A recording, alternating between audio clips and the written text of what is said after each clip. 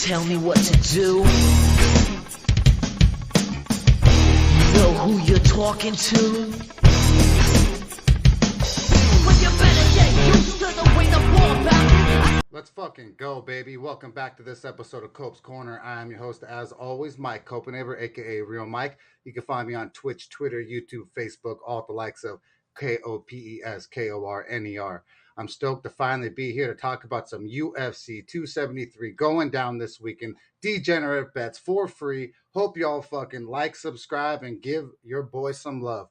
My boy, Mr. B, the MMA guy, former Periscope legend, will be here in a little bit. But first and foremost, I always want to thank the sponsors of the show. First sponsor that I would like to thank is Melon Brand Hats. It's a luxury line of hats that my boy Brian McDonald is one of the co-founders.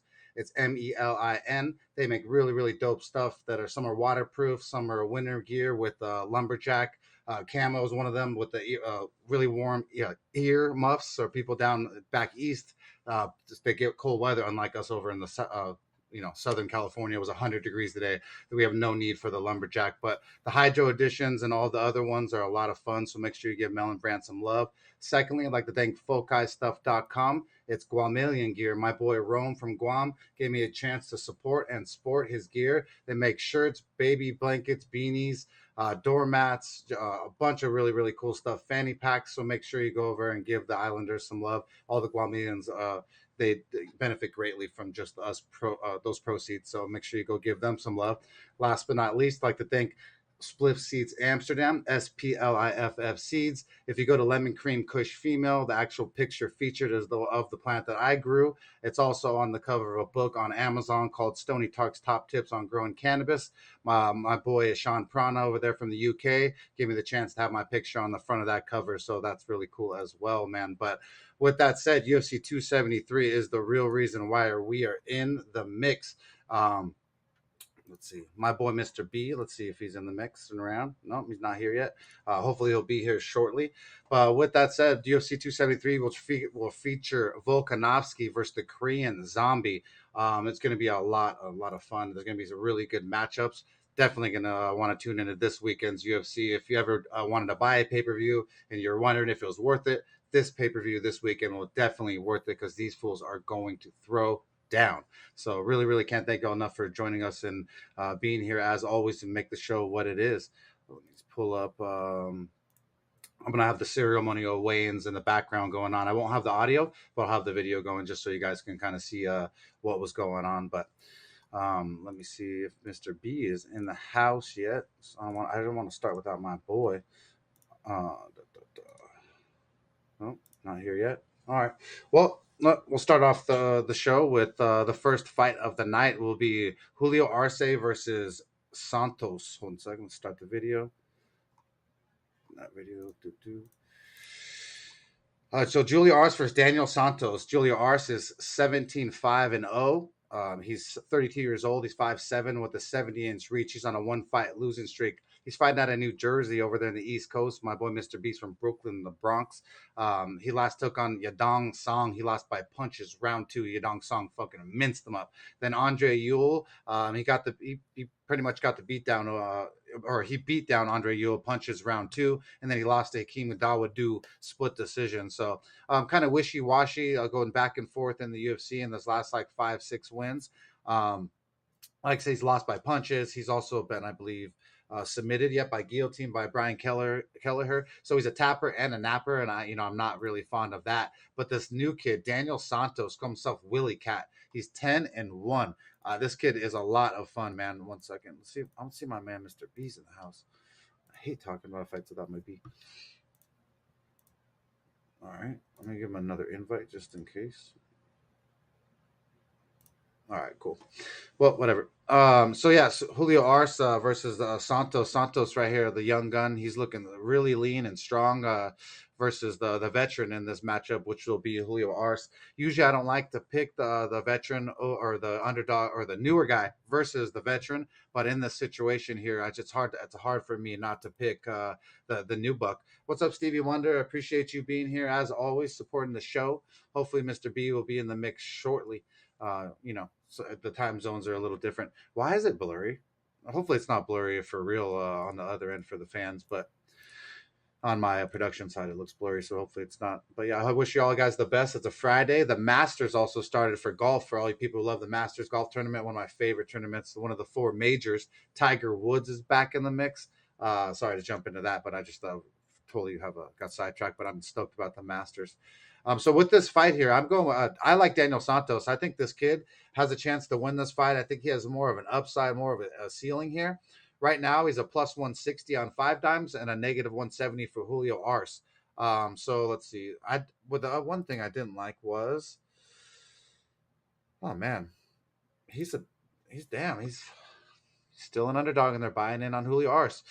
All right, well, I'm going to be throwing down on Daniel Santos. I wish we had B's input here just because he usually knows a little bit of inside information on some of these fighters. So I really wish that he was here to just give us a little inside track on maybe he would know about Santos. But I'm going 1 unit on Santos, so $100 on at the plus 160 mark on 5 dimes. So I win $160 back on your 100 if you do the bet with Daniel Santos. I just don't like Julio Arce in the sense of he tapped and napped before by punches, and I'm just not gonna believe in him in the sense any sense of the way. But the next fight of the night will be a fun one in the sense if you like girls. We have Piera Rodriguez taking on Kay Hansen. You all know Kay Hansen for being one of the OnlyFans girls in the UFC. She's 7-5. She's 22 years young. She's 5'2" with a 63-inch reach. She's on 2-fight losing streak. She was overweight for this fight by I believe it was 1.5 pounds. Let me double check that. 3.5 pounds. Sorry. Oh, 2.5 pounds because it's 116 that she gets. She was 118 pounds, 118.5 pounds. So she was 2.5 pounds overweight was Kay Hansen. She's not really. You can't say she's the best grappler. You can't say she's the best striker. Definitely not the best striker. She's gonna do anything. She's gonna want to get an arm bar down on the ground, and that's what she's good at. But with this girl, Piera Rodriguez is looking mean. She's looking strong, and she's aggressive. I just think that in this matchup here, you got a matchup of two girls where one girl it just seems a lot more vicious than the other, and that's Piera Rodriguez. In my opinion, she's 29 years old, so she has a little more experience in life. She's 7-0. She's 5'3" with a 63-inch reach. I'm just having a hard time not believing that Piera Rodriguez is going to win here. Let me see if Mr. B's in the mix. 1 second. Sorry, guys. I got to jump back and forth through like 6 screens because I don't have a producer. But yeah, my boy B is in the house in 2, 1. How you doing, my man, Mr. B? I'm good, man. How you doing? Doing wonderful, man. Stoked to finally have some UFC. Sorry, I had to start on the show a little bit because we had nothing to Oh, review no last. problem, no problem, Yeah, no we had problem. nothing to I review got caught up last doing week. some stuff too. Oh no, Yeah. you're good. What sucks is I didn't get your input on one of the fights that I really wanted to see, and that is Julio Arce versus Daniel Santos is the one I just touched on. So I'll go back. What are your opinion on this that fight there, bro? Oh man, if I was gonna say before, I was gonna land on Julio Arce, man. Oh But I don't wow, know if you got to see the weight cut. I But saw it. the boy Arce looked bad on the scale, man. Thank you, Army He looked Vet. bad. Yeah, what's up, Appreciate that. vet? He looked Yeah, bad on he the looked scale. bad, He looked, and Santos looked strong and happy and just all yeah, there, you know. yeah. So you changing your pick? I showed some highlight video yesterday of him, a couple fights for folks who didn't get to see him. Yeah, Um, and that's what I was saying about Julio Arce. He's back and forth on wins. He's not really like a real finisher in the sense. I know he has head kicked Julian Erosa. That really doesn't count to me. Andre Ewell, yeah, you know. But so I don't, Daniel Santos has more of a higher ceiling than me, and so I picked him and I actually bet on him because he's a plus 160 underdog. I may lean towards him as well, man. Him Nice. coming out of the Shooter Box Academy, yo, that guy is something fierce. He is fierce. He's willing to exchange in the pocket. He's very quick. His bread and butter spinning back kick is Yeah. something that he lands pretty often, and it's a nasty kick, boy.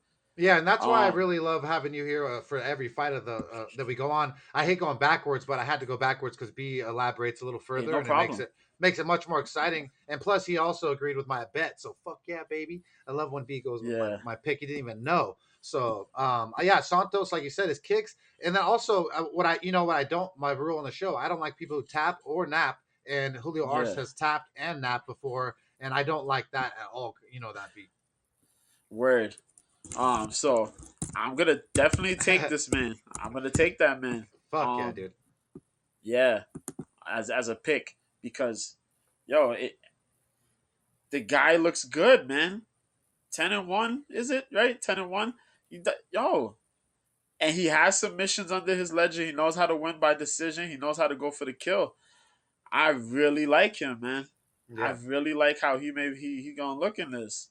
Okay, The so fact that Julio Arce looks so drained and only had a half a pound left to cut, yeah. that's crazy. Yeah, Yeah. so I'm So thinking like, I yo, like that plus 160 number, and it seems like everybody's kind of putting their money on Julio Arce. So I like being against the crowd in general. So the next fight of the word. night, I said should be a fun one. I jumped into it a little bit, B, Oh, but shut the fuck. I'll let you jump into it. As Pierre Rodriguez versus Kay OnlyFans Hansen.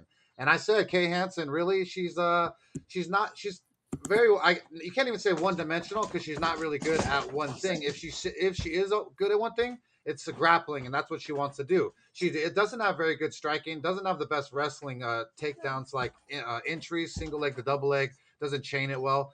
So Kay Hansen does want to get this to the ground, but I think Pierre Rodriguez is the better fighter, is a little bit stronger and a little bit tougher. What do you think about that, B? It was that bad? Oh, pardon me, Mike. Oh, you're good. Um, what do I think about it? You want me to we want to talk Well, stats, or are we gonna talk about? well, I no, I'm saying is I think that Rodriguez is just has a higher ceiling. She's definitely meaner. She strikes better. I think that her jitsu might be equal or better, and so I don't know why I would bet on Kay Hansen. I like Pierre Rodriguez here. What do you say? Oh boy, I guess we on the same rhythm time Oh then. my We god, I do love it. definitely I taking love it. Pierre Get it. Rodriguez. Get it. I'm like this. I was worried about the weight cut from the jump about Kay Hansen because Kay Hansen blew up to 125 in her last fight. She didn't look that great. She had to cut the weight, and she's still young. And word came out, she missed weight by 2.5 pounds. Um, Her bread and butter thing here is gonna be her jujitsu, but she hasn't really used her jujitsu on her last fight. She tried to box everybody. Piera got hands, boy. But more importantly, Piera has takedown defense, and she tends to wrestle folks to the ground and gets a lot of wins off of ground and pound. Yep. Um, Piera is strong. She's deceptively strong, man. And when she catches her rhythm, if she has a slow start, she catches her rhythm. She makes things nasty for her opponents. This is a 3-round fight. And Kay Hansen can't afford to get slowed down, but I think she's gonna get muscled in here, man. So that's why I'm taking Piera Rodriguez over Kay Hansen. Yes, Kay Hansen could throw a Hail Mary submission. She could possibly go for the takedown in the first, try to get some control, but she's gonna deal with some scrambles there. And if that's the case, and Piera got the read, which she does pretty well for herself, Yep. she's gonna turn the tide in the fight. I'm taking Piera on this one. Yeah, and I am too, man. And I'm betting on it. I'm throwing down 1.22 units on 5 dimes on Pierre Rodriguez because I believe that Yeah, she's the superior woman in the octagon, and she's gonna prove it on Saturday. So I'm on it can't with wait. DraftKings. So yep. Oh, dude, So and it's yep. weird. Hey, I don't ever go back to back bets, so that's pretty crazy. And it's crazy. I could go back to back to back on the next one. And so because I didn't have B on the last one, so I'll let him jump into this next one. It is Alexei Olenek versus Jared Vandenera, and I can't believe that we're even saying Jared Vandenera anymore when it comes to anything. It's kind of gross, you know what I mean? Like let's get realistic, you know? You know what I mean? Yeah. Thinking about Vandera is a big dude, man. A big dude. He's Yeah, still well, too young. To 29 years old, 2-fight losing streak, 6'4", 80-inch reach. The big guy, pretty much, he's been improving with his striking, a lot more of the pitter patter action. Nothing really heavy in his strikes, but we've seen him take some questionable losses in his last couple of fights. You know what I mean? Like his last 2 fights, yeah, it's questionable losses. Going up against Olenek, it should be a gimme for him. But the problem is, Olenek is out here right now at 244. I think he weighed in today at 244. He I looked think good that's too, going to be though. a little bit more. Yeah, that's going to be more a little bit of a grappler's weight. I think he's going to look to grapple on Vandera because Vandera is backward. For some reason, he could use the takedowns, but he gets stifled with takedowns as well if they're used against him. I think we could catch an Olenek submission, man. I think he could get in there, peekaboo him. It'll be a matter of if Vandera could manage to catch him up in time and try to get a little bit more of the wrestling out of his, you know what I mean, out of himself, and put it on Olenek. But as we say, Olenek has grappler strength, and grappler strength is pretty serious, especially if you've built it up throughout the years. You know what I mean?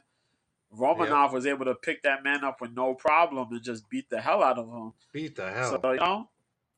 yeah. So if Olenek could manage to do the same thing, I see a path for him to win. I see a path for Vandera to win. But if I can see Olenek possibly getting a possible underdog victory. Bro, on there. I'm having a hard time not betting Olenek. I'm not gonna bet it because I did two. I rarely bet 2 in a row. This would be 3 in a row, Yeah. and I can't do that to you guys in the sense because that would be irresponsible. But I think that Yes. Olenek is worth it. Right now, he's at the plus 102 mark as the underdog on 5 dimes. I think that's crazy. I think he fucking takes that big slow beast down and he subs his ass. You heard it here first. We'll talk about it next week. But unless he Olenek, I think that he does the damn thing and he gets it done. But we shall see. The next fight of the night is Mickey Gall takes on Mike Mallet. And I know B is super hyped about this fight. B, do you want it first or you want me to get it? Yes. You want it? Yes. Oh, You get go it. ahead first. You go Oh, first. you want me to get it? Okay. All right. Yeah, Well, you I'll go jump first because okay, we got Mickey ahead. Gall, who is 7-4. He is doesn't have no nickname, huh? 30 years old, 6'2", 74-inch reach. He's on a 1-fight losing streak, fighting out in New Jersey, Greenbrook, New Jersey. Shout out to the East Coast over there, where B is. He last took on Alex Morano, and he lost by unanimous decision. Jordan Williams, he beat by rear naked choke round 1. Mike Perry lost unanimous decision. And then Salim Tohuri, he beat unanimous decision, and then lost to Diego Sanchez of all people. So that's just just incredible that the fact that Mickey Gall could even be in the UFC this long.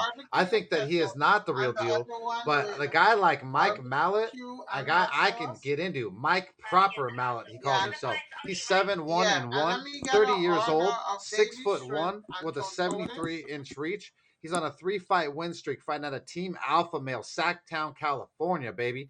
He last took on Shimon Shimorsky, and he won by guillotine choke on the Contender Series in round 1. Looks super, super impressive on a night where I believe they gave out a few contracts. And then Solomon Renfro, he beat on CFFC 91 by rear naked choke round 1. This dude is a finisher. He either punches or jiu-jitsu. Pretty much the only time he's lost was Akeem Dawodu by punches and elbows round 1 in 2014, folks. 2014 is a long fucking time ago. Hakeem Dawodu is very gifted, had a lot of power, and to face him back when you were an amateur is pretty fucking scary. But I think that everyone knows Mickey Gall more than do Mike Mallet. But I'm on the Mike Mallet train. My name is Mike, so get it right and don't let me recite it. Let me get it, B. What do you think about it? I'm taking Mike Mallet. I like That's my Mike Mallet dude. on this Contender Series. I've also watched this guy a little bit. I went back beforehand. I even showed a fight there yesterday, but I managed to catch up on some of those fights before watching the Contender Series because that's what I like to do. Get a feel of things. Thank you, Stevie. Mike Mallet spent 3 years as a coach for Team Alpha Male. He was kind of injured. He took a hiatus. He started being a coach. I don't know if he got the good word in. You know what I mean? He showed up a couple fights here and there. I don't know if Faber kicked the door in for him, kicked the door open for him, gave him a little entry. He showed up there, smoked his opponent. Mike Mallet's a terror. Mike Mallet could strike. The one thing that makes things worse, he's a Canadian. My Canadian theory is very strong. Uh-oh. All Canadians have strong striking and a grappling base. It's always like that all the time. Mike has a crazy level of jujitsu that is weird. It's weird because it comes from out of nowhere and he just snatches you and sleeps you. I guess it's the team alpha male thing or whatever. But Renfro, he choked that man unconscious, stiff. Man looked like a damn like he was suffering through rigor mortis, man. The other dude he fought on the show there on Contender Series, dropped, gone. Mm-hmm. Mickey Gall, bread and butter is his strike, is his grappling. We know this. But he always tends to keep a lot of stuff on the stand-up. Malat is very well aware of that. And Malat is going to pickpocket Mickey Gall, man. I don't know how Mickey Gall's striking has improved. And we know sometimes he's going to try to engage early on a takedown. Malat's prepared for it, man. Malat's prepared for it. And I think Malat's going to do his thing and get shit done, man. I think he gets shit done there. I believe so too. Right now he's a negative 182 on 5 dimes. 178, sorry, on 5 dimes. He was a negative 140 when he started. I like the negative 140 number a lot. So 1.4 units. The 1.78 units, it's getting a little. It's just getting a little out of the number that I like. I still think he's worth it. And I'm throwing down 1.78 units on Mike Malat to do the damn thing because Mickey, you so fine, gonna lose your mind when Mike Malat whoop that ass. The next fight of the night is Aspen Ladd takes on Raquel Pennington. I'll let you jump on that first, dude. Let me get it. Oh, you gotta get it. Hey, that's your fault. You didn't want Mike Mallet first, so this is what you fucking get. Let me get it because you're gonna drag me because Aspen Ladd's my girl, but she's going up against my other girl too, Rocky. And you know how I feel about Rocky. Let me get a beer real fast. Rocky wins fights, boy. You get into it. I'm gonna get a beer real fast. Get into it. Cool, dog. So we got Aspen Ladd 9-2, man. What is she ranked in the division again? I had that joint up earlier. I forget, but she's in the 10 though. She's in the 10. I think it's number 4. Yeah, it's 4. It's 4. Let's say it's 4, right? Aspen Ladd, 27 years old, 5'6" with a 66-inch reach, coming out of Pioneer, California. Represent MMA Gold Fight Team, currently on a 1-fight losing streak where she lost to Norma Dumont back 2021. That was in October. The unanimous decision where she missed the fight against Chiason because she missed weight. She tried to come back. That thing happened. She beat Yana Kunitskaya with a 3rd round TKO, left cross ground and pound, 33 seconds in round 3. She got smoked by Jermaine Durandamy in 16 seconds in round 1. That was back in 2019. And then she had that very odd fight against Sajara Eubanks. Oh, boy. But pretty much Aspen Ladd is primarily a wrestler. The striking is so-so. It could level up. It could level up quite a bit. She's pretty young, but for her age, she could level up a bit on her striking. She takes a lot of shots, though. It's like, I don't know, man. If you're like right there, right in the middle of your striking, I think if you're at the middle or above, you could really outstrike Aspen Ladd until she gets her takedowns. Then she works. So, she works her game. She's going up against longtime MMA veteran, one of the, you could say, pioneers of the sport there, Raquel Pennington, man. 13-8, 33 years old, 5'7", with the 67.5-inch reach. Representing at Colorado Springs, California, at Attitude MMA.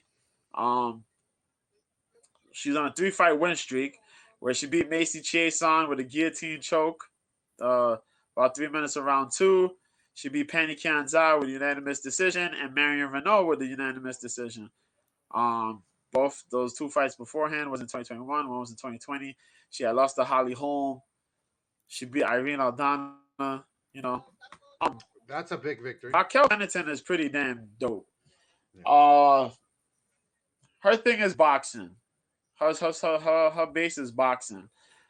She kind of uses wrestling in a way, a lot of the clinch work, dirty boxing, a little bit something like Randy Couture here and there. Not necessarily a takedown person, but there's a lot of clinch control stuff. So we're gonna see that between her and Aspen Ladd kind of clash. I think she outstrikes Aspen Ladd Yep. on the feet. All day. Definitely. All She's gonna day. she gonna outbox Ladd. Yep. She has to avoid the takedowns though. I like Ladd. I think Ladd looked good. Ladd looked good on the weigh-in. She looked good in the scales. She made that weight. She looked very comfortable. See that conditioning and nutrition First leveled time. up. You know what I mean? First time. Oh my god. First fucking time. Congratulations, you fucking made professional weight. Give the bitch a biscuit. And so, God, she's out there. I had She's to. there, and so she's gonna go out there.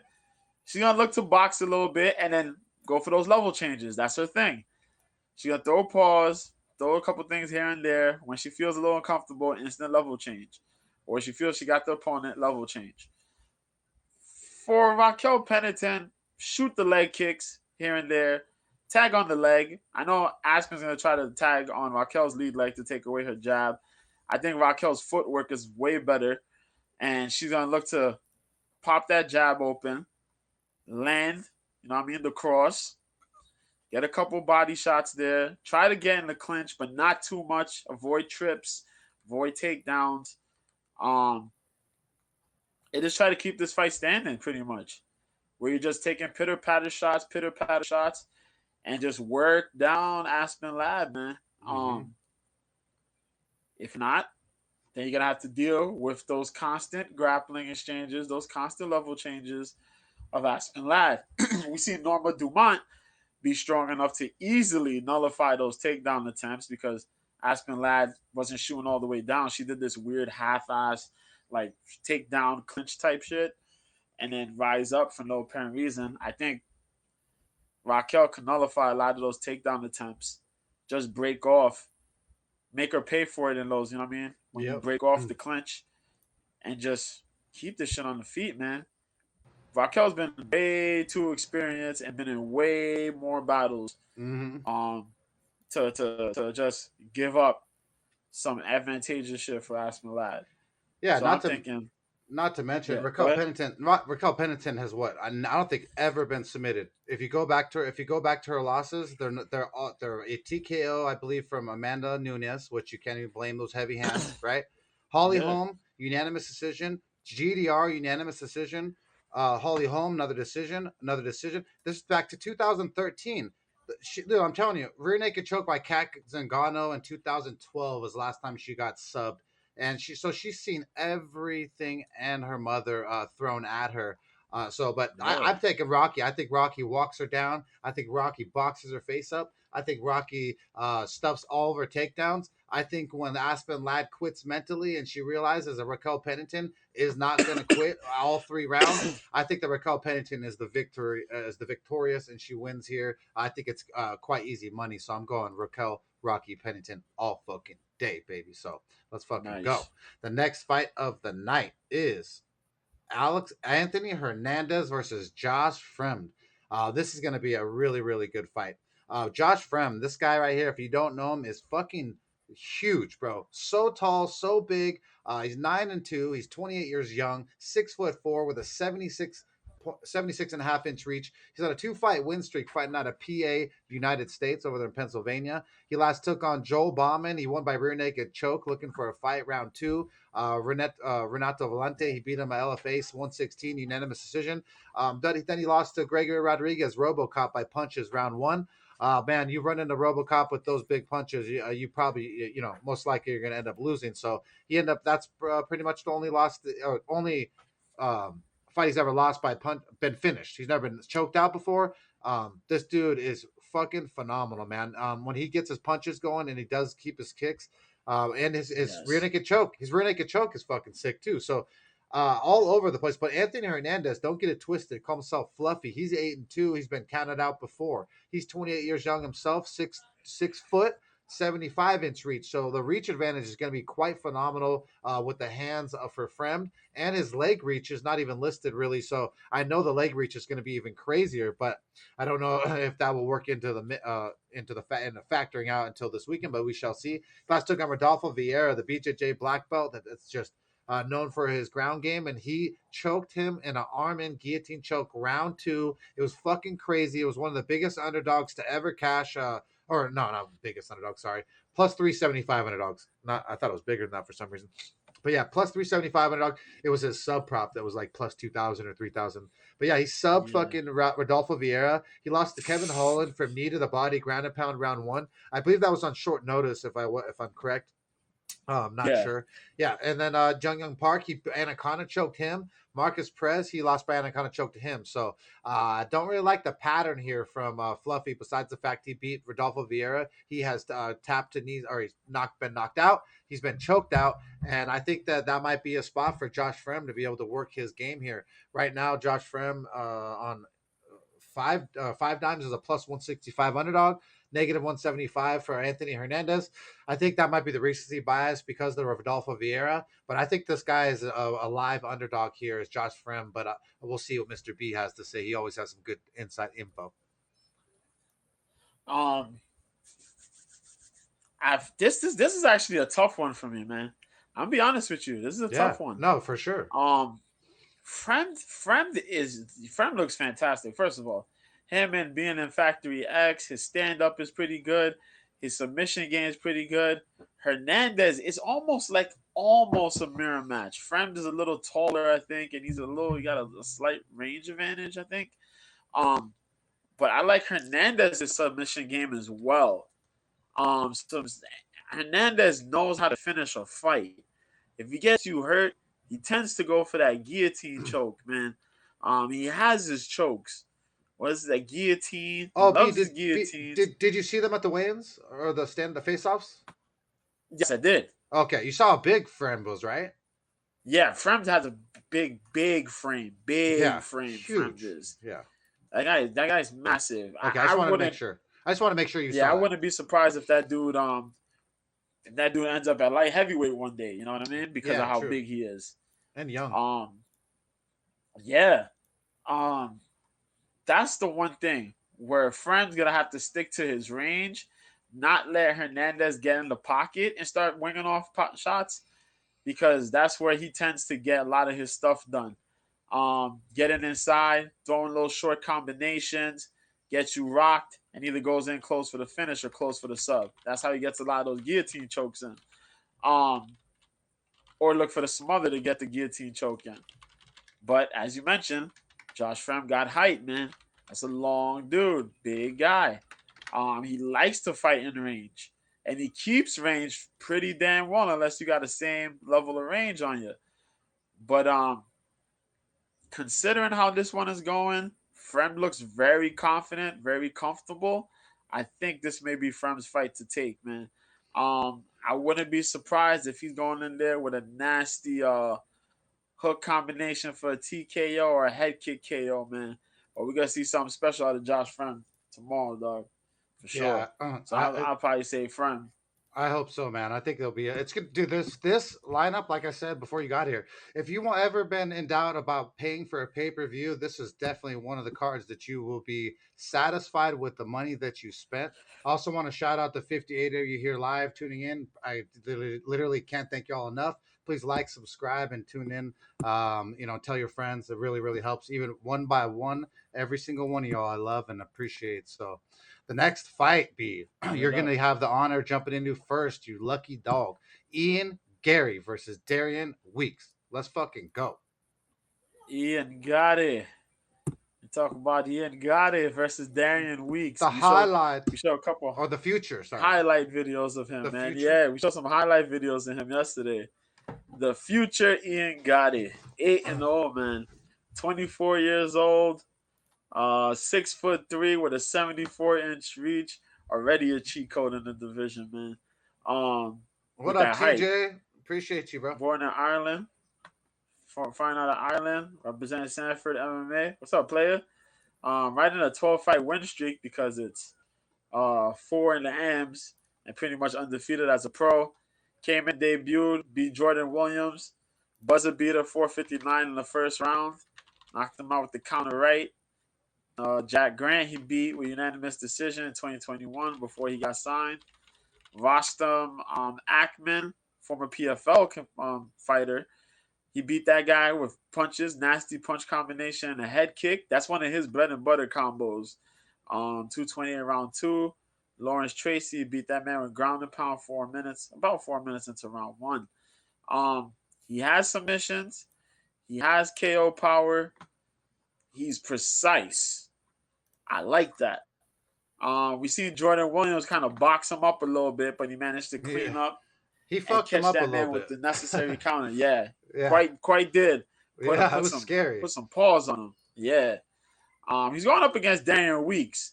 And I'll be honest, Daniel Weeks is in a full camp this time. 5-1, 28 years old, 5'11" with a 72-inch reach. Representing Huller House in Sedalia, Missouri. Lost his debut to Brian Barberina. That was the short notice fight. He took a boxing fight, but as far as MMA goes, Craig Fairley back in 2021, he beat this dude by punches, round 2. Dustin Parrish beat that guy by punches in 20 seconds in round 2. And Blaine Richards, rear naked choke, 356 in round 2. Darian Weeks got hands. He got combinations. The guy's good. He was a boxer, right, B? Or he used to box a little bit? Yeah. Okay. Yeah, boxing. He be boxing here and there. That's what I thought. But yeah. Dude is nasty. He got hands. As I say, he got hands. He may give Ian Gary possibly a little bit of trouble unless Ian Gary puts his kicks on him. Once he starts using them legs, that's going to be problematic. He'll take him out. To take him completely out that boxing game, you start trying to throw your legs. Weeks is going to look to close in. You got to keep a distance. Use your legs for measure. Throw the kicks here and there. Mix it up with some hand combinations. Change levels. We've seen Barberina change levels on Weeks. And Weeks is open to the takedown. For Darian Weeks, you got to close in on Gary. You got to pop shot Gary. Force Gary to engage with you and try to land your counter shots. Please do not walk into nothing crazy that Ian Gary does unless you're betting for Ian Gary and you want this dude Darian Weeks to walk into something so Ian Gary could knock his block off. I think Ian Gary's going to come on here. Sanford MMA is going to have him prepped for this one. This could be a close fight, man. Darian Weeks is going to give him a handful. Yeah, he is. But I think Ian Gary will pull it. I think Ian Gary will pull it off, man. It's gonna be fucking real. Gary could pull it off. It's gonna be really, really hairy. I like Ian Gary a lot. I like him 100 million times more than Patty the Fatty Pimblett. I think that this dude Ian Gary is a lot sweeter, a lot more well mannered. I like his talk. I like him talking. But the price tag on him at the negative 335 is a little steep. The plus 305 comeback on 5. Yeah, I know. Yeah. Negative 335. You got to throw $335 to make 100 on 5 dimes right now on Ian Gary. I like Ian Gary, but he's fighting a boxer. And Darian Weeks likes to throw them things. And Ian Gary likes to prove that he throws those things. I think that if these two motherfuckers were in a street, in an alleyway, that Darian Weeks probably fucking body this kid on any New York alley any fucking day. And that's the problem that I have. I'd say that. I'd say that. I'm pretty sure that Ian Gary would lose his wallet, his teeth, and his bitch while he was walking down the streets of the Bronx. So that's the problem that I have here. If Jordan Williams gave him a little bit of scary, hairy fucking bit of business in the first round of their fight, Darian Weeks will fuck Jordan Williams up real fast, bro. So like you said, it's like Ian Gary, it's like I like him, I want to pick him, but it's like, man, Darian Weeks could fucking sleep this kid in pretty quick. So Weeks by KO TKO is a plus 500, plus 650, or depending on where you're getting it. Ooh. You know, it's pretty juicy. It's if you're a betting man, if you're in Las Vegas, it's definitely worth $20 to throw on Darian Weeks by KO TKO. Yeah, You could get your I money could say back that. and a steak dinner. You could throw $20 on Darian Weeks money line and win 60 extra dollars and get 85 back. So it might be worth it to just throw some money down on Darian Weeks this weekend if Yeah, you're feeling froggy, because I think that he has a chance here. I do like Ian Gary though. I like the kid. I hope that he I like. wins Yeah, because of everything. But this is fighting and fucking it's yes, ruthless. And Darian Weeks is yeah, a fucking he doesn't mean well when he throws those hands, and that's exactly yeah. what he's gonna do when he gets into that. So that's the Mm, last fight on the prelim. I can't believe how many yes. fights we've talked about, how we're so fucking good so far, B. The next fight of the night is my boy from the 805, Simi Valley's finest, Vince from Hell Pichel takes on Mark Madsen. And dude, obviously the Olympian Mark Madsen, very well decorated, 11 and 0, called himself the Olympian for real. He was the Olympic Games as or he got the I think it was the bronze medal, right? In the Olympics. Let me double check that real fast because I Was hate it the just saying shit. bronze? Never mind. Silver. You got the silver. Yeah, Silver. there you go. Even better. So I don't want to see. That's why I had to check because I want to disrespect them. Say bronze. Silver's a little bit prettier color. Marco Madsen, Yeah, silver medalist in the motherfucking Olympic Games as a yeah. wrestler. This dude, when he takes you down, a Greco-Roman wrestler at that, not just American wrestling. He's not a single leg, double leg and shoot type of fucking dude. He's a more of I'll get No. your back in sambo combat, fucking throw your ass and Yes. slam you on the ground, much like my boy Vince Pichel experienced from Rustam Kabilov back in the day, but we don't talk about that shit because that was a long fucking time ago and no one even knows who Rustam is anymore. But my boy got hurt and it wasn't fucking fun at all. It was very much like my big bro getting fucked up by Yoshiyuki Yoshida in front of me. I was like, oh my God, he got choked out. I don't even know what to do anymore. Oh But shit. back to business. Vince from Hell Pichel. This motherfucker's mean, dude. His jiu-jitsu game is sharp.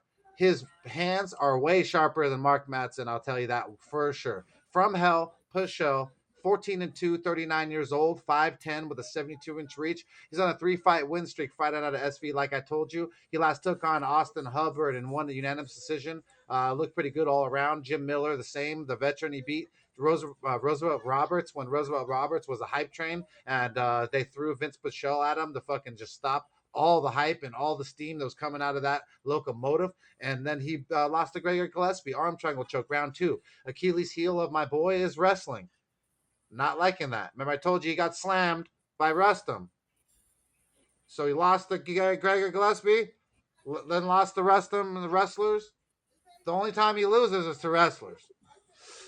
Gregor Gillespie is a real American wrestler, though, so I don't know if that counts. Rustum was a more of a combat sambo wrestler, which is much more like Yes. Greco-Roman wrestling. And Yes. And his Rustum fucking slammed a motherfucker and knocked him dead. I don't want to talk about it any yeah, more than his that. strength is different. That strength is So, different.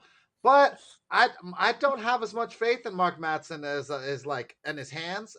Vince Pichel fuck his ass up for sure all day. Bigger heart, everything in the sense on his feet.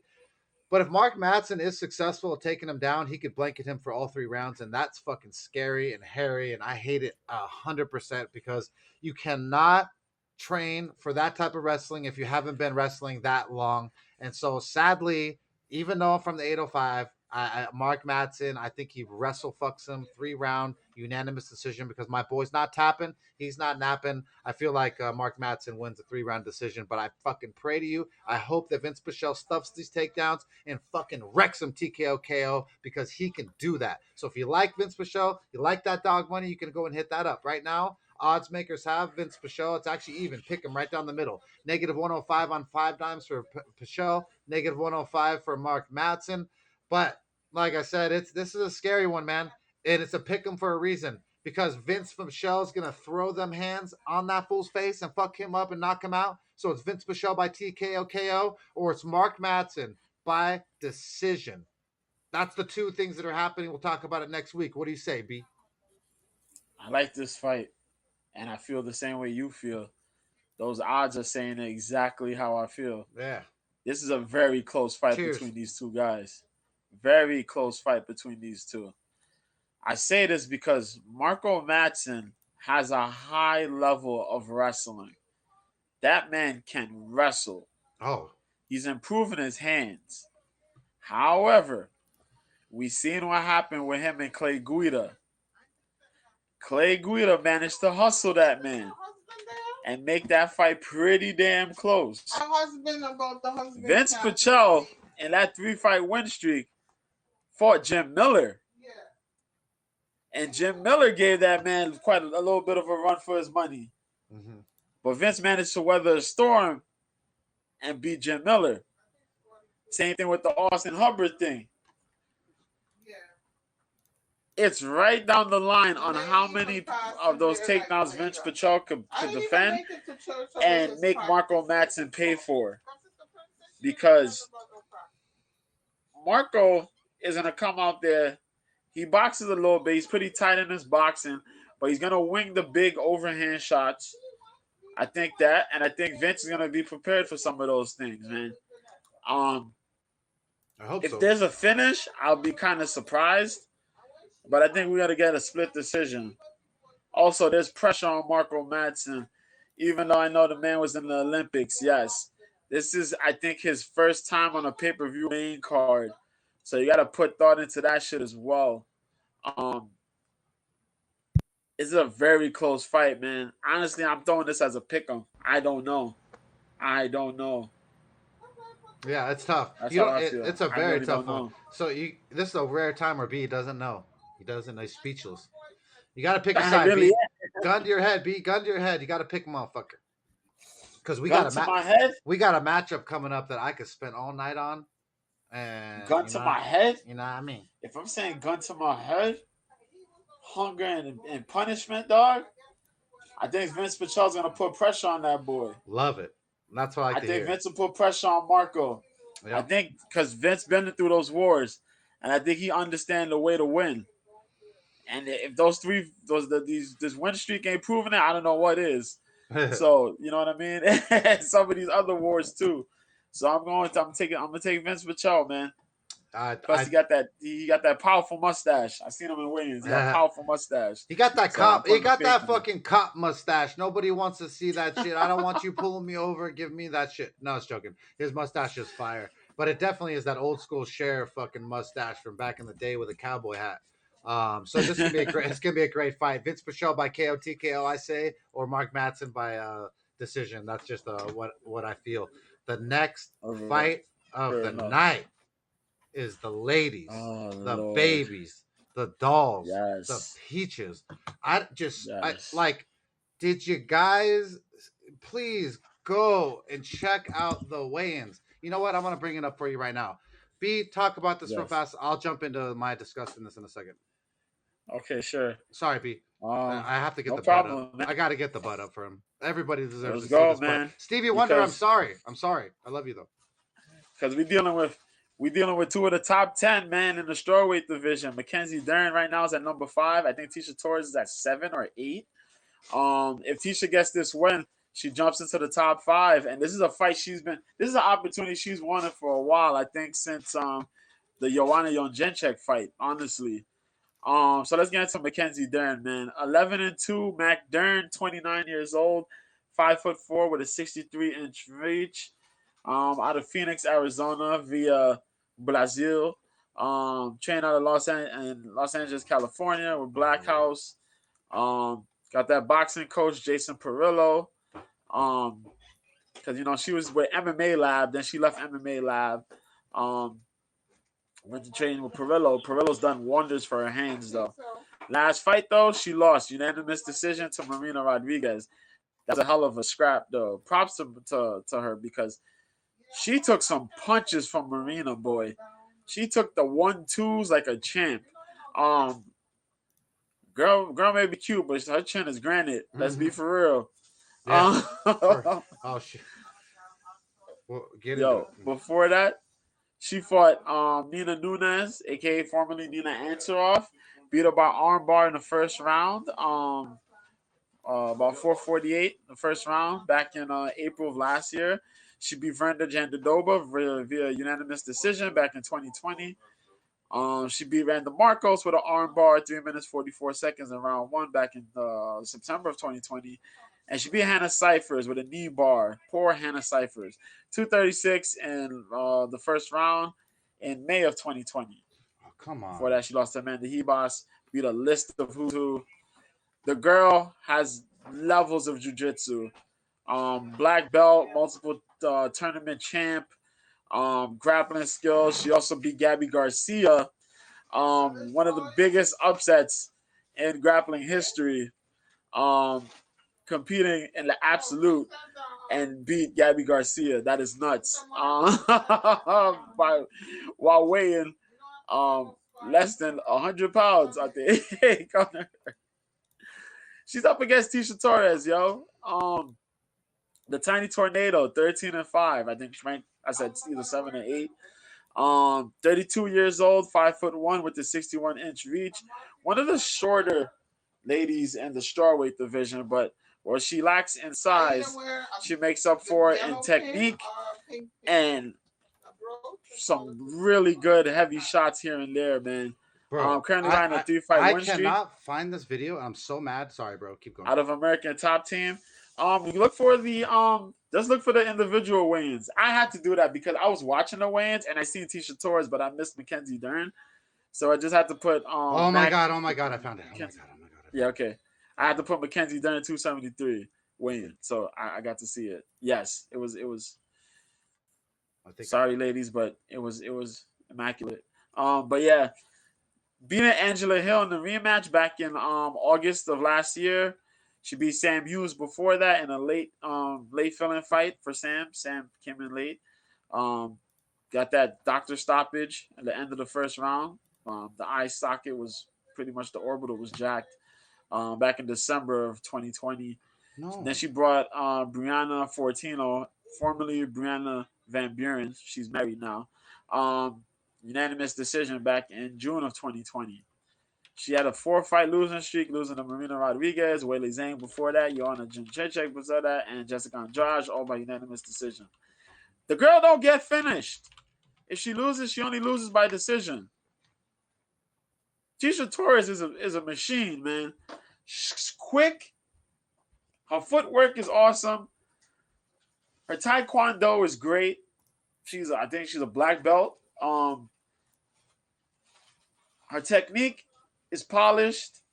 Her takedown defense is pretty solid. She don't necessarily do submission. She has a lot of decision wins under her ledger. But the thing is that she knows how to win. Dude, just look at this. Look at this fucking specimen, dude. Look at this fucking gorgeous, beautiful thing that God gifted us with. It's crazy, bro. And that was her at weigh-ins, folks. That was her weigh-ins. Hold on. This is when she cut the weight. This is when she cut the weight. It's dude, right? Like she doesn't walk away. She doesn't walk away after she stands on the scale. She doesn't walk away. It's just. You try to catch the. Oh, okay. I know you try to catch. I'm telling you, Mackenzie Dern. My lady's gonna fucking kill me. Mackenzie Dern, holy moly! Stop this shit. Like you shouldn't be fighting. Holy fucking snikes.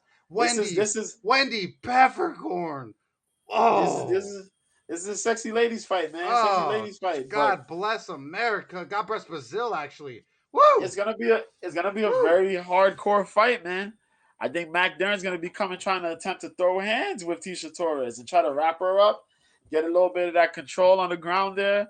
Sorry, guys. Tisha looks prepared, man. Tisha been dying for so long for an opportunity to get in this top 5 to get a title opportunity. I think we see the best Tisha Torres yet, man. And I think her last fight was the best Tisha Torres yet. Yeah. Well, so I'm not very happy about what I'm gonna say because, like, I really want Mackenzie Dern to like me, and she's not gonna like me because she didn't think I'm a pervert after that video. But she's not gonna like me after I pick Tisha Torres to beat her because Tisha Torres has been here. She's done that. Her striking is better 100%. She's never quit on me ever. She's never not made weight. She just is always been there. She's been professional. And it's just very hard for me to believe that Mackenzie Dern, with the non-wrestling takedowns, not entries, she doesn't have great single leg, great double leg, very hunched over back when she takes a single and tries to take someone down and gets the cage. I'm just not very impressed with it, but Tisha Torres just getting better and better. Her striking is getting better and better. She's also getting better and better looking.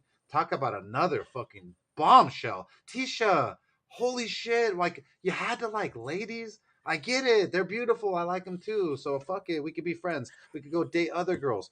But holy shit, Tisha Torres is so hot, dude.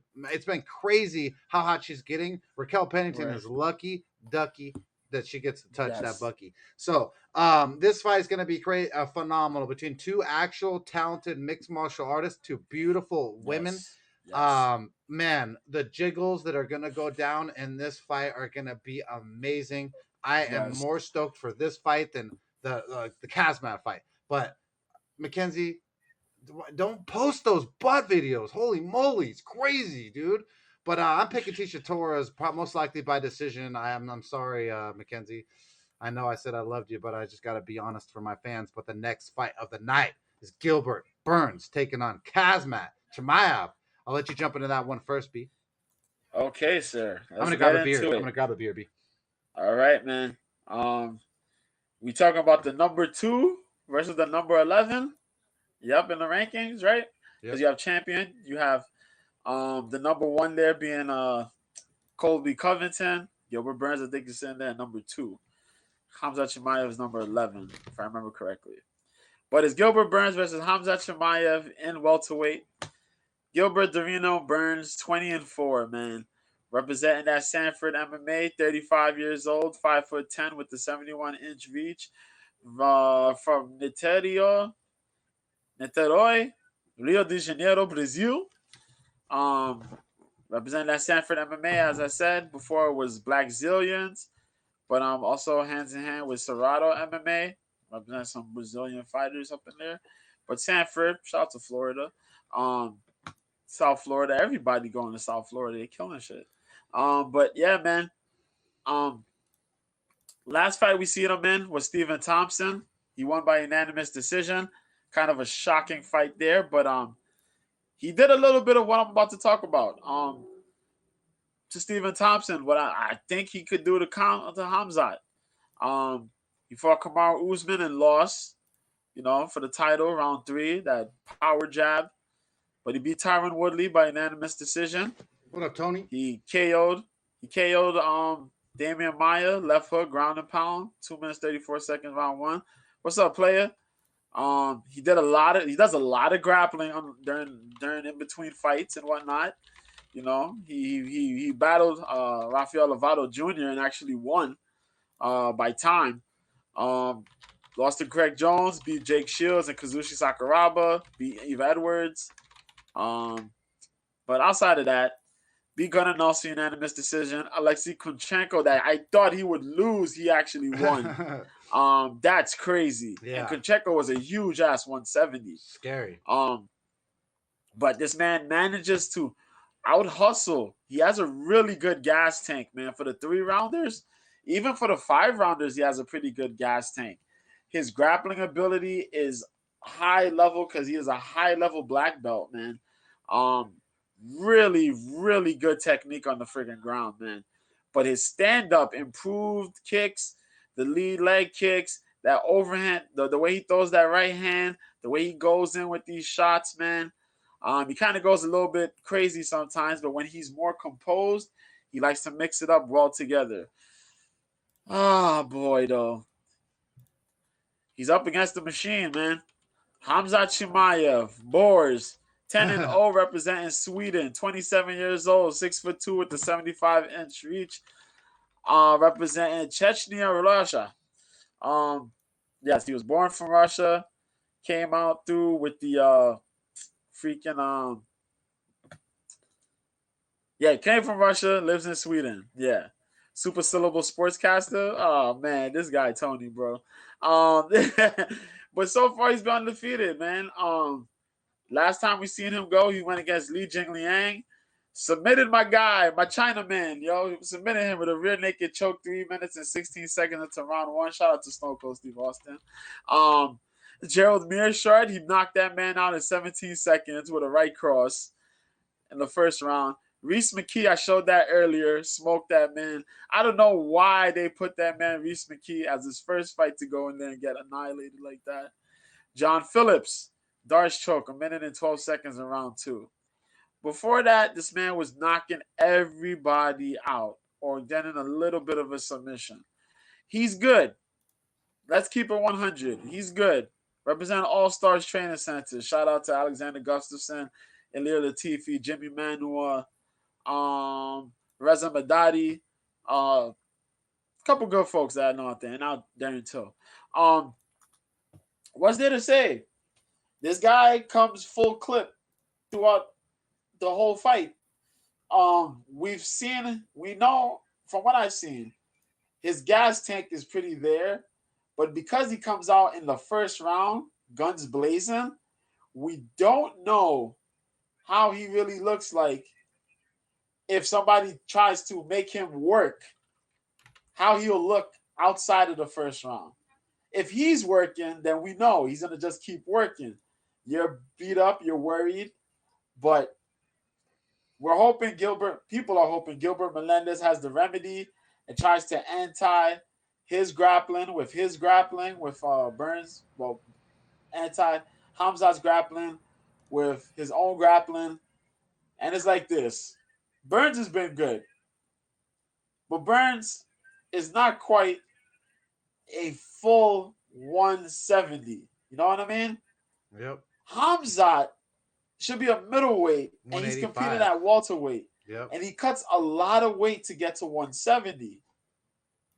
That man was talking in super slow motion during the early weigh-ins today. But that dude rehydrates, and he is massive. And that is the thing, man. As much as I think Gilbert Burns could look and pop and throw the leg kicks and attack with a single leg, switch it up with a double leg, try to pop on him and throw some nice little punch combinations in here. Boy, no. I think Boris is going to do what he did to Li Jingliang, man. And that's messed up. That's seriously messed up. I think he's going to punch with Gilbert. Gilbert's going to look to throw something. He's going to grab Gilbert, and it's going to be the most horrible assault we may have ever seen to a top 5 welterweight in quite a while, man. Yeah, man. If you read the body language of Gilbert Burns at the press conference and just everything in general, he's stuttering. He's not confident. He doesn't sound confident in the sense of just his body language.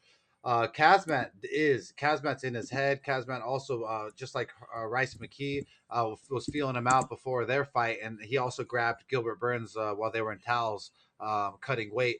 And so he kind of already felt like the body shake of Gilbert Burns in the sense, but dude, Kazmat's on another level. I've seen him in videos tapping Brazilian Jiu-Jitsu black belts like nobody's business with some sick transmissions where you think he's going for a rear naked choke, but he ends up going for the arm. So if Kazmat can win this thing on the ground via sub, and I'm going to say that shit, he could fucking sub Gilbert Burns, and he could most likely knock him out, TKO him. I think that most likely a TKO KO will happen. Kazmat seems to be that type of dude where he wants to be vicious and throw those things. But I think he could also go for a sub and really want to prove the fact that he could sub well-decorated BJJ artists such as Gilbert Burns. So you never know. And with the odds of, obviously negative 510 or more on Kazmat, you're definitely not going to be able to throw money on him and make money. But if you did, it'd be either by sub or TKO KO on Kazmat. That's just how I'm feeling on this matchup. The next fight of the night is the co-main event. Aljamain Sterling takes on Peter Yan for the second time. The champion, Aljo, somehow, even though I begged him to do what he did. I was cheering for. I knew that it would benefit him to drop from the knee and to play a little bit along and be the Oscar winner, and it did benefit him, and I was right. But what I don't like him anymore because of it, and it's weird. I don't like the fact that you're ducking the dude. I don't like your ducking Yan. I feel like the real champ has been fucked for over a year plus now because of your knee, your back, your neck, my this, my that. It's like, dude, get in there and fucking scrap already. I want to see this thing go down. But Aljamain Sterling's 20-3. Call himself Funk Master. 32 years old, 5'7", with a 71-inch reach. He's on a 6-fight win streak. Fight out of Sarah Longo Sarah Jiu-Jitsu in New York City. Shout out to New York City. My boy B, where the Bronx is the real New York City, huh, B? Last took Yes, on sir. Peter Yan. He won. I don't know. We'll talk about it. Corey Sandhagen, he smoked him so fast rear naked choke round 1. Pedro Munoz, unanimous decision. Jimmy Rivera, unanimous decision. Cody Stamen, knee bar, was sick as fuck. Brett Johns, unanimous decision. Then he lost by knee to Marlon Moraes. So the theme is illegal knee, and a real knee knocked him out. Doesn't like those knees. Peter Yan's the real fucking deal, Holyfield. There's no joke about him. Called himself No Mercy, and he will give him none. There will be no mercy. 16-2. If he dies, he dies. 29 years old, 5'7", and a 67-inch reach on a 1-fight win streak. Fighting out of Russia, like I said. Boxing Foundation last took on. We're not going to talk about the loss. Oh, yeah, you talk about Corey Sandhagen. He dominated him all over the cage. He won a unanimous decision. Yep. And then Josie Aldo, ground and pound round 5. It was fucking insane. Uriah Faber, sick head kick round 3. Jimmy Rivera, John Dotson, Douglas Silva de Andrade, just so many savages down the line.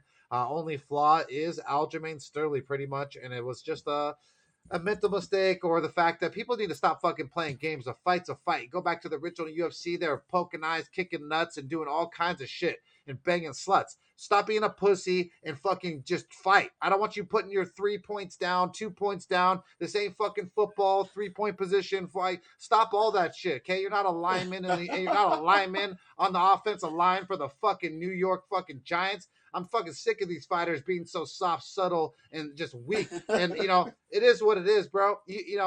Time, real quick.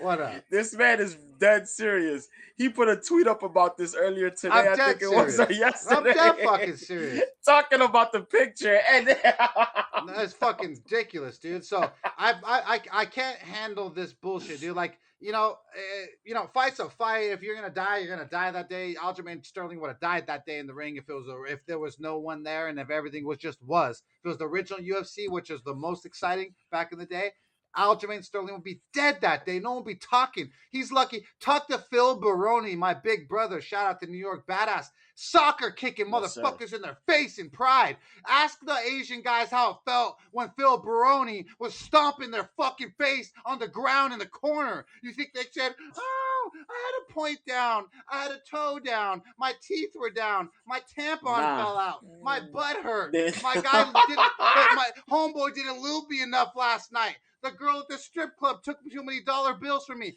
I don't want to hear the shit. Peter Yan's going to kill a motherfucker tomorrow. He's going to murder a man. White on black crime going down. I don't like to see it, but it's going down. Peter Yan going to claim his championship and dethrone the non-king, the non-rightful king, the fucking, the White Walker king. He's not the fucking Jon Snow fucking real king, all right? He's not from the real Game of Thrones side, all right?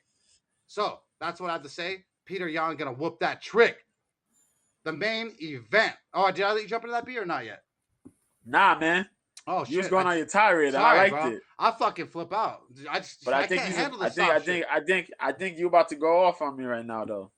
Oh shit! Cancel B. B is no longer welcome on Corner. Hey, I'm sorry. Disclaimer. I don't know this guy at all. You see him? Oh shit! No. Yo, I see a way for Aljamain Sterling to win. Hey, I saw a way to find water for people trapped in the desert, but they died. You know? What did I say? Yo, what did I say? This is how it goes down. Shout out to the 80 Live. Listen, folks. Facts. Listen, though. Before all that craziness happened, Aljamain won 2 rounds. He outstruck Peter Yan. It's questionable. If you think about something that Peter Yan does that I like, he does in 3-round fights, but I hate he does in 5-round fights, is he manages to spend 2 rounds trying to read the opponents. He lets you do your thing. He tries to get a read. True. Second round, he starts to pick up a little bit. Yep. But you can manage to get some of this striking going on, depending on who you are. Aljamain Sterling, do some strikes out there. Then you got to take down.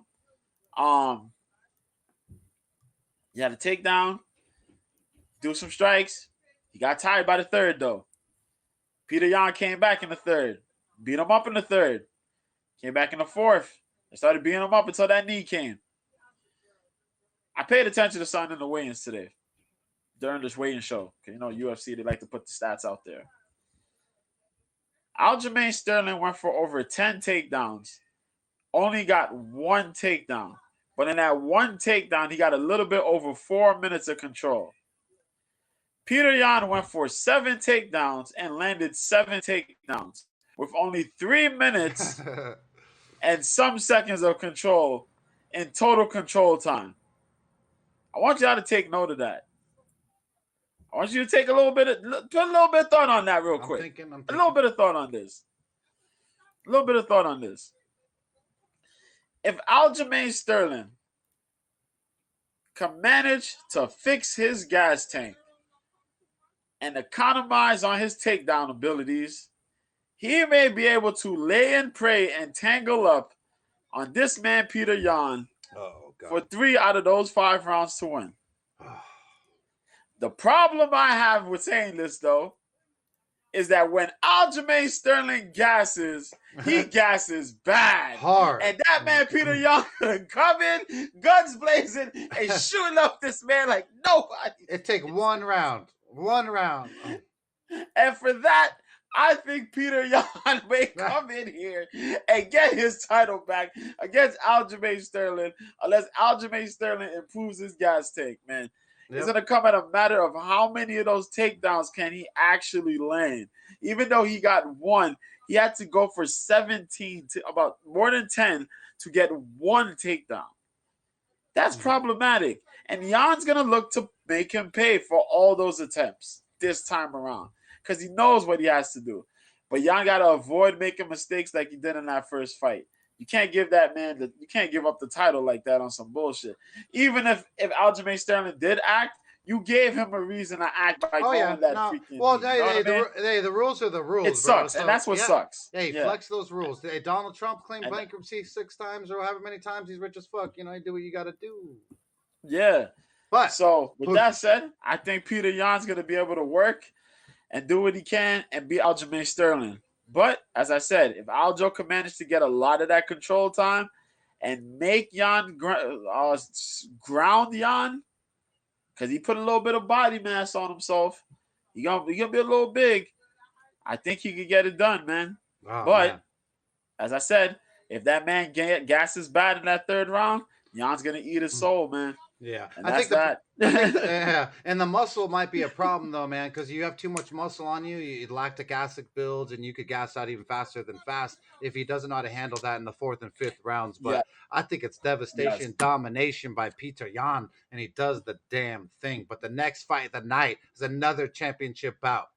The OG, the fucking Mayan Australian, Alexander Volkanovski takes on Chan Sung Jung. I'll let you jump into it first, Pete.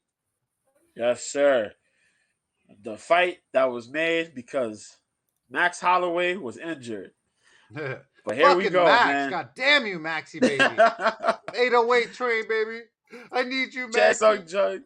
Facts, bro. I need you. The Korean zombie Chan Sung Jung, 17-6.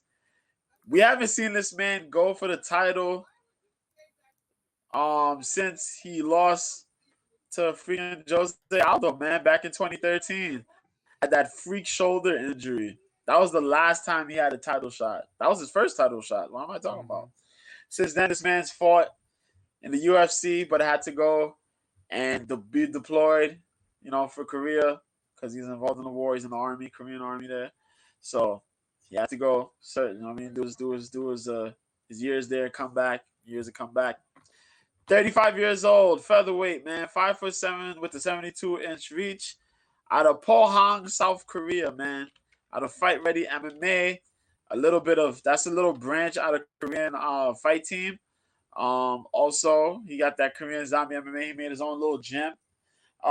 Key thing to take in before we start reading the wins losses, he split his camp up. He's trained with Henry Cejudo out in Arizona. Why is this a big deal? We seen what that did for Davison Figueiredo. We'll get into it. Last win he had was against Dan Ige by unanimous decision, in which he reversed the game on Dan Ige. Not only did he use his regular striking, precise shots, not many power shots, but he also wrestled Dan Ige. Quite interesting. Got a couple takedowns. That was surprising. He lost to Brian Ortega by unanimous decision, where he got outstruck bad. Before that, he put my guy Frankie Edgar in a body bag with punches, 318 of round one. Yep.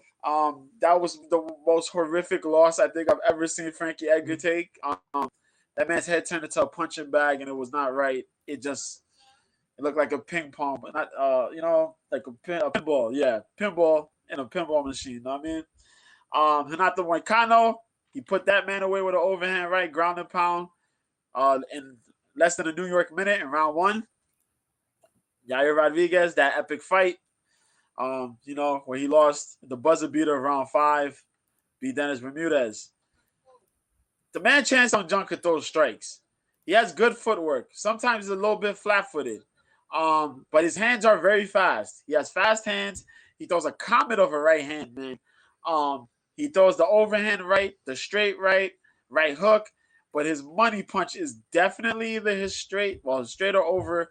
But to me, his money punch is his uppercut. That power uppercut that he throws, nasty, nasty stuff. He landed on Frankie Edgar. He landed on Dennis Bermudez. He's landed on a couple other folks. That shit is critical. He also has a pretty nifty submission game, a couple darts chokes. He has a twister. He was one of the first guys with a twister in the UFC. He bust that out on Leonard Garcia in that epic rematch. But as I said, he knocked out Muhammad in a couple seconds. Sorry to interrupt you. Look at that. Oh, yeah, I remember this one. Yeah. Sorry. He's caught up in Mackenzie Dern, y'all. He's caught up in Mackenzie Dern, about it, bro. Sorry. It's all good. It's all good. Give the folks some eye candy. I gotta give them some candy. Gotta give them a little candy. It's like a wallpaper. It's a lot better. Yeah, man. So this man is going up against Alexander the Great Volkanovski, man. 23-1. Currently riding a 20-fight win streak. 33 years old, 5'6" with the 71.5-inch reach advantage. Please do not let the height fool you. This man is a mutant. As we mentioned, current win streak is 20 wins right now, man. Jeez Louise. Born in Australia, but trains in Wales, New South Wales. Part of that illustrious city kickboxing team, man. We talk about dudes in the stature of city kickboxing. You know, some people put Izzy as number 1, man, but I think they sleeping on Alexander Volkanovski, 100%, dude. Yep. I think Volk should be that number 1 guy for that team, and then Izzy should be number 2. But you know what I mean? That's just my opinion. And it's crazy because Kai Kara France is ahead of the rest of those guys, I think, now. You got Alberg, Hooker, Dan Hooker. I don't know where he's at, man, but thoughts and prayers with that guy because I know he's in a slump right now, man. Shane Young, Carlos Alberg, Dan Hooker's all those guys. That James Vick slump. Yeah, good. Man, it's bad. It's bad, man. You got to sit and reevaluate some things. You know what I mean? Yeah, for real. Start selling car insurance kit. Shit, I don't know, man. But yo, Brian Ortega, man, was his last fight back in 2021 in September. Unanimous decision in an epic fight. I think we showed that a little bit earlier today. I streamed that on there. Where he damn near finished Brian Ortega in the 3rd round, possibly in the 4th round. Brian Ortega kind of came back in the 5th. Had him in trouble, though, with that guillotine choke in that triangle. Max Holloway, he fought Max Holloway twice, won by split decision. That was the last fight. The fight before that was unanimous decision. Max Holloway, that second fight, questionable. First fight was a complete shutout. Jose Aldo shut that man down in Brazil back in 2019. Chad Mendes smoked that fool. Even though he did take some damage, smoked that fool. Alexander Volkanovski may be a short man, but he carries a big aura. Considering the fact this dude was like 240 pounds at one point, he was dropped to 214, and now is fighting at as a featherweight, where he jumps on the scales at 145, folks. This dude carries crazy power for a featherweight. You know what I mean? Yep. He marches down, folks. His wrestling is pretty damn solid. His strikes are damaging. His leg kick is nightmarish. His lead leg kick is pretty good. But that rear leg kick, golly. We seen what that did to Max Holloway and a couple other fighters. When he lands those strikes, that nasty right overhand, and when he puts combinations together, it is devastating. But one of the things you got to put into consideration, this dude don't know how to quit. He don't got quit in his heart, man. No. He takes a hell of a lot of damage and just keeps marching forward. As I mentioned, the big aura. And his style, I call tactical bullying because he shuts down a lot of what other folks do and just puts on what he does best. In this fight here, though, man, for the win, Chan Sung Jung got to try to set up shots and make sure he's open to land those big shots. A lot of those shots gonna have to come at the hands of those uppercuts. You're gonna have to take some to throw some, of course. Try to land the straight right hands, the straight punches, and the uppercut. He does good things where he throws his left hand to line up his opponents for the right hand uppercut. But, and the way I say this, Volkanovski's pretty damn good with countering and setting up shots his damn self. We seen how we did with Darren Elkins. We seen how we did with Chad Mendes. We seen how he could mess you up, you know what I mean, with Max Holloway. Embracing up and getting those short shots. Also, when he managed to throw the low kick, make Max Holloway try to fight, throw strikes, then throw the left, hit big with the right, and then follow up back with the left. It's very complicated stuff. You can watch it and see, man. Yep. If Chance Sung gets a win, I'll be thoroughly happy. Yeah. But Jesus, man. Doubt it. I think Volk is coming in here to set a statement. And after that, man, he's looking for Max for a third one. No, I think so, man. I'm hoping for my boy Max because he won the second fight, but we won't get into that right now. I think that Alexander Volkanovski's leg kicks, like you said, his prior fact that he was so heavy at one point in his life, the bone density still stays inside of you, and the fact that like you just are, you know how to carry weight, you know like how it feels to carry, be just bigger than a normal person. So when you do slim up, you could throw kicks at probably a much higher rate, and Alexander Volkanovski does that. His boxing is phenomenal. His IQ is just unreal. I feel like they're just throwing Chang Sung Jung up here to be fucking beef bulgogi. The poor dude is going to be Korean barbecue for my boy Volkanovski because Volkanovski's going to come in there, absolutely damage the fuck out of him with the leg kicks at first. And then he's going to come in there and be more technical in the little bit later rounds. But I don't see Chan Sung Jung being able to do any more. Nothing close to my boy Max Holloway was able to do. And I feel like for Alexander Volkanovski, this is one of the easier fights that he's had in a long time. And I feel like Alexander Volkanovski absolutely dominates here. And that's why you see the line swelling up from a negative 330 to a negative 753, negative 660 now on 5-dimes. So that's a little steep and it's a little disrespectful, but I really do believe that is the right side, though. But I really appreciate you. I love Korean barbecue Stevie Wonder. It's my favorite shit. Beef bulgogi, that's thin brisket, and some spicy pork. Let's fucking go, baby. So with that said, man, I thank you so much, B, for being here with me on this episode of Coach's Corner. You want to shout out your Twitter handle? Yep. Yeah, cool. I'm gonna shout that out, and then I want to go ahead talk about something real quick. But yes, Twitter handle, me, Mr. B, at Mr. B 1986. Catch me here on Hops, Mr. B the MMA guy. We're going to be watching UFC 273, so come through. I'm going to try to do a little drive, man. A friend of mine's on Twitter is going through some things, man. She's battling cancer right now. We got a hashtag going on Twitter, hashtag #WarJenny. So if you're going to come through tomorrow, we're going to do a little donation drive, man. Just donate what you can. I'm going to post the link there in the chat. And you catch that, man, and good donate stuff. A little bit of something. Don't donate nothing to me, man. Just donate to that. Put it out there. And do what you can do for, you know what I mean, for her. I've been doing prayers. She's on my prayer list at church.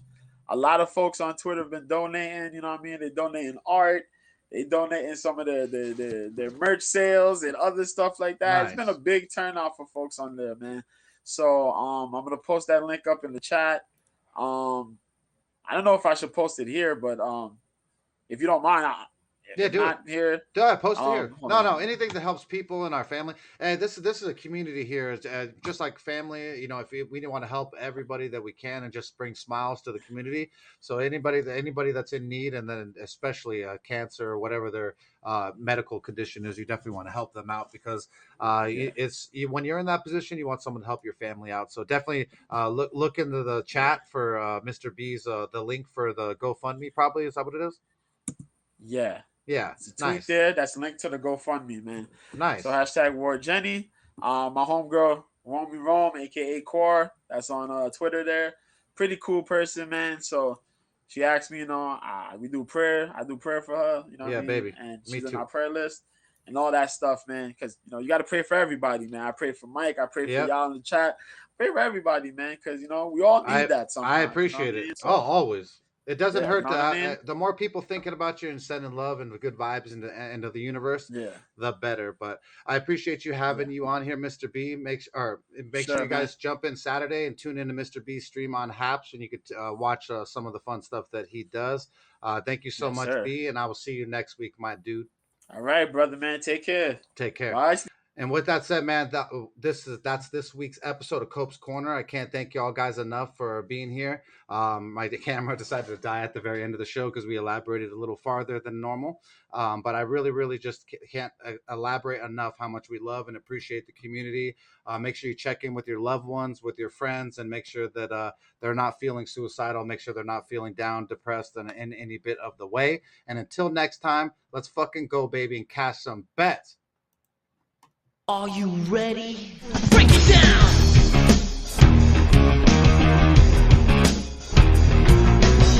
Degenerate into something cool. We just got tired of doing what you told us to do. That's a break, boy. Yeah. That's a break, little man. Break it down!